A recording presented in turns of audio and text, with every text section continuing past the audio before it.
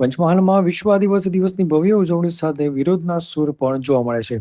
શહેરના કેશવ ગ્રાઉન્ડ ખાતે વિશ્વ આદિવાસી દિવસ નિમિત્તે વિશાળ જાહેર સભાનું આયોજન કરવામાં આવ્યું હતું. અણિયાદ ચોકડીથી બસ સ્ટેન્ડ સુધી ઢોલ શરણાઈ અને ડીજેના તાલે ભવ્ય રેલી યોજાઈ હતી. રેલી દરમિયાન આરસીબીને એસટી યાદીમાંથી દૂર કરો અને બોગસ સર્ટિફિકેટ ધારકો સામે કાર્યવાહી કરો જેવા લખાણવાળા બેનરો સાથે વિરોધ વ્યક્ત કરવામાં આવ્યો હતો. આ સાથે જ સમાજમાં શિક્ષણનો વ્યાપ વધે અને વ્યસન મુક્તિ તરફ લોકો આગળ વધે તે માટે સમાજના અગ્રણીએ ખાસ અપીલ કરી હતી.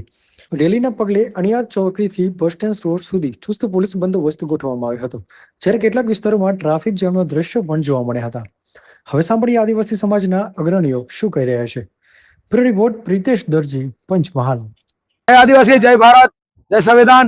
આજે શહેરા તાલુકા 9 ઓગસ્ટ વિશ્વ આદિવાસી દિવસ ઉજવવા માટે ખાસ કરીને છેલ્લા કેટલાક સમયથી એકજૂટ ઓછા લોકો સમજદારીને લીધે શહેરામાં જોડાતા શહેરા રેલીમાં અભાવ હતો, પણ હાલ તમારે જાણવાની ખુશી થાય છે. મને પણ છાતીની ગદગદ ફૂલે છે કે મારા શહેરાની અંદર મારો નાયક સમાજ, આપણો નાયક સમાજ તેમજ રાઠવા સમાજ, ભીલ સમાજે જે આજે વિશ્વ આદિવાસી દિવસના એકતા બતાવી છે અને પોતાની સંસ્કૃતિ, ભાષા, બોલી જાળવવા માટે સંકલ્પ લીધો છે.